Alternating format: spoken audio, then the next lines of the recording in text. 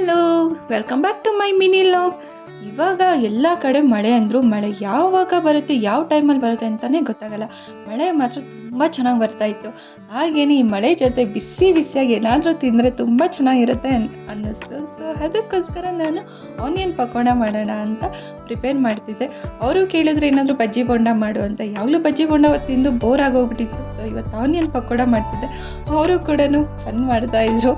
Okay, ಇಬ್ಬರು ಜೊತೆಯಲ್ಲೇ ಸೇರಿಕೊಂಡು ಪಕೋಡ ಮಾಡೋಕ್ಕೆ ಸ್ಟಾರ್ಟ್ ಮಾಡಿದ್ವಿ. ಆ ಕಡೆ ಪಕೋಡ ಬಾಯ್ಲ್ ಆಗ್ತಾ ಇತ್ತು. ಹಾಗೆಯೇ ಟೈಮ್ ವೇಸ್ಟ್ ಮಾಡೋದೇನಕ್ಕೆ ಅಂತಂದ್ಬಿಟ್ಟು ಹಾಗೆಯೇ ಡೈರಿ ಬರೀತಾ ಇದೆ.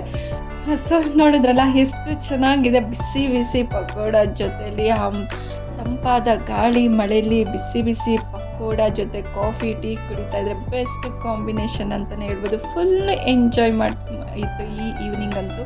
ಹಾಗೆಯೇ ಒಂದು ಮೂವಿ ನೋಡೋಣ ಅಂತ ಮೂವಿ ಸೆಲೆಕ್ಟ್ ಮಾಡ್ತಾ ಇದ್ವಿ. ಸೊ ಮೂವಿ ನೋಡಿ ಬೋರ್ ಆಗೋಯಿತು. ಸೊ ಯೂನೋ ಗೇಮ್ ಮಾಡ್ತಾರೆ. ಯೂನೋ ಗೇಮ್ ಒಂಥರ ಫನ್ ಗೇಮ್ ಅಂತಲೇ ಹೇಳ್ಬೋದು, ಫ್ಯಾಮಿಲಿ ಫನ್ ಗೇಮ್.